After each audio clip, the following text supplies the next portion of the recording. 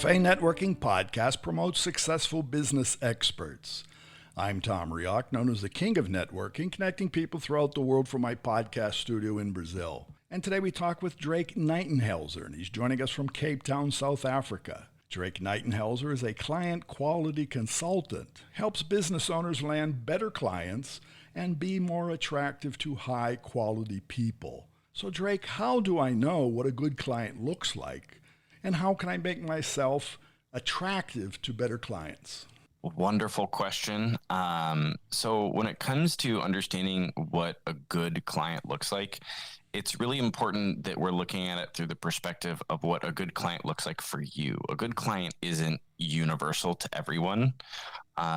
What's going to make a client a good for us is going to be a client that is easy to work with, they're easy to deliver results to, and that's going to be a little bit different for every business based on that business's strengths and what they're good at. So, for example, when I was selling for a vehicle wrap company, our owner was a graphic designer by trade.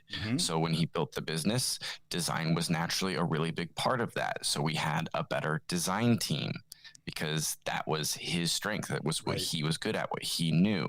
And as a result, a good client for us was a commercial company that wanted vehicle wraps that was really concerned with how their company was perceived by the public, by the public image that they had. Right.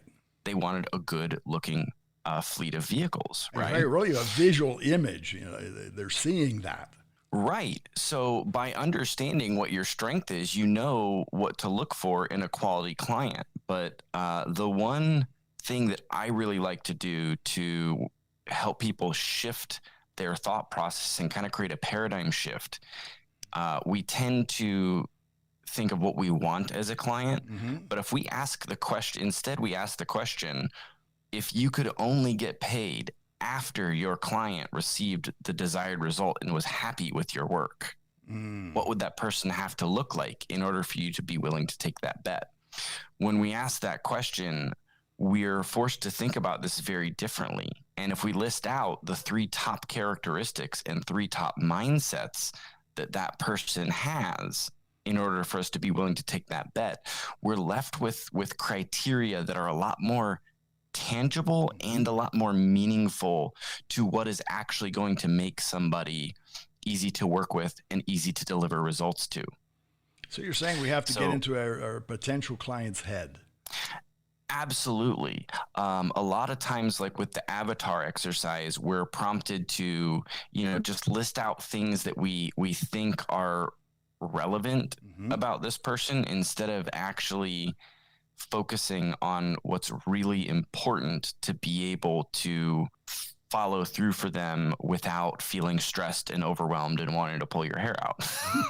If you have hair. Right. But then to that point of how do you help people and who do you help? Who is your client? For me, so my best buyer, for instance, is going to be a small business owner, a successful small business owner with a stable company. That doesn't mean they're the biggest in their market, but it does mean they're not worried about paying their light bills. Right. They've been hitting a growth ceiling. They are a believer in quantity over quality. They believe in simplicity. They're really service quality and results focused. And they are a believer in abundance. They're not trapped in scarcity mode. So they're not living in their own box. Right. So if I'm marketing to that person and speaking to that person in my marketing, I know that if I get that person, it's going to be a lot easier for me to deliver results to them if they match all 6 of those criteria. And we talked a little bit before coming on air, and that client could be anywhere. Absolutely. The thing I love about what I do is that it is universal. It is timeless. It applies to any business, anywhere in the world, in any industry, at any stage. Very good. So how can our listeners find you? And where can they find you? The best place to find me is going to be resources.profitcollective.com. Sept.vip. There's a free training that I put together for your audience members and part of it actually walks them through what we just talked about and how to determine that for their business.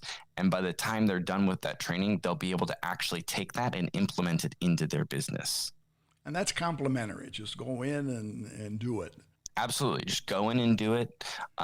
If they would like to opt in and become a subscriber, they can get access to a tracker sheet that helps them track client quality through their sales rather than just the traditional metrics of close rate and things like that, to understand how they're doing at closing the right clients for their business. Very good. Well, thanks for sharing your time and your experience with us, Drake. Yeah, thanks so much for having me. And for our audience, I am looking at it's a complimentary training that will help you build the business you actually want.